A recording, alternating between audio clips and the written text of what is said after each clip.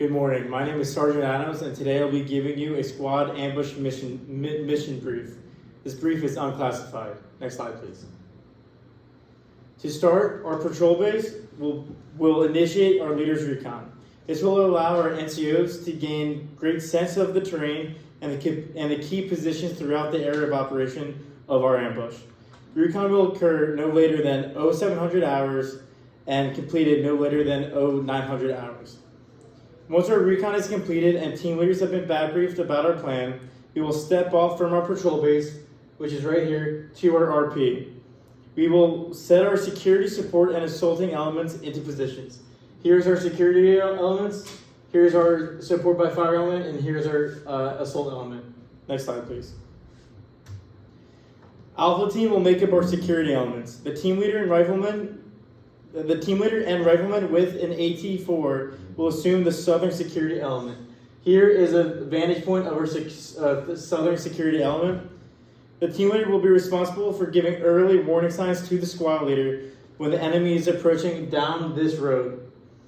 They have a good vantage point and good cover concealment due to the high elevation of their peak and the dense vegetation in the area. The team leader will be communicating back to the squad leader, and that'll be done primarily through radio communication. If there is no radio communication, we will use VS-17 panels alternatively, foxtail markers contingently, and mirrors in case of an emergency. This is important because the possibility of the enemy jamming our communications is highly likely. Next slide, please. This is our next security position, our northern security position. The other two members of our Alpha team, the automatic rifleman and the rifleman, will assume this position. This will be their vantage point of their position. They will see this road and the opposite side of where our ambush is being initiated. Next slide, please. The attached gun team and Bravo team leaders will make our support by fire element. This is the view from the support by fire position, right here, onto the kill zone. The M240 Bravo, manned by the gunners, assistant gunner with an AT-4, and Bravo team leader will be with the support by fire element. There are 3 TRPs that they must know when they conduct the mission. The first TRP is right here, and it is the fork of the road. This is the left side of the kill zone and the farthest left that they can engage the enemy. The second TRP is right here, and it is a building structure approximately 15 meters to the right or south of the fork of the road.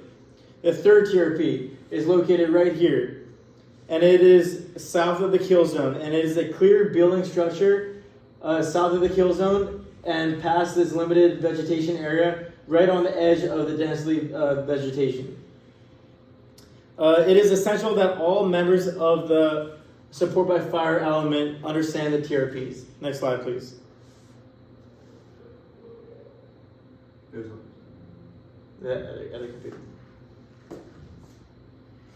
assaulting element will be mainly composed of the Bravo team. The squad leader, automatic rifleman, the rifleman, and grenadier will be on this assaulting element. This is the assaulting element. Once the support by fire engages first, the assaulting element will push through the kill zone through the position until they reach the designated LOA. This is the LOA of the mission. As the enemy approaches, an Alpha team leader signals squad leader from his security element. This will be communicated to the support by fire element. Once the enemy element passes through phase line Shmoo, which is down the middle, the support by fire will engage the enemy. They will use the AT-4 to destroy the enemy CSK-141 vehicle primarily, deploying the Claymores alternatively, and contingency using the M240 Bravo, and in an emergency will use M4s to engage the enemy. The support by fire will use a cyclic rate of fire from the M240 Bravo for 20 seconds after engaging the enemy. They will engage the enemy from TRP 1 to TRP 3, which encompasses the entire kill zone. After 20 seconds, the enemy is suppressed. The Bravo team leader will order a shift of fires to TRP 2 to TRP 3. At this point, the Claymore located right here will be deployed. The assaulting element will begin bounding to their LOA following the shift of fire call. As the assaulting element closes in on the road, the Bravo team leader will order a lift fire so the support by fire does not engage in fratricide on the assaulting element. When the assaulting element reaches the LOA, the EPW teams and aid and litter teams will perform their duties. Next slide, please.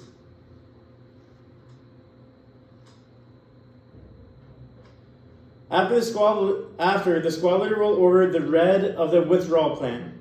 At this point, the assaulting element, which is at the LOA, which is right here, will begin their withdrawal from the LOA back to the patrol base and ORP. The ORP and the patrol base is up here. After this, the squad leader will order the white part of the withdrawal plan. At this point, the support by fire at this position will move back to the ORP. Finally, on the command of blue, the security elements will withdraw back to the ORP. Upon the return of the ORP from all units of this mission, I will call up to hire on the status of the mission and make any recommendations to hire. This concludes my brief. Pending any questions.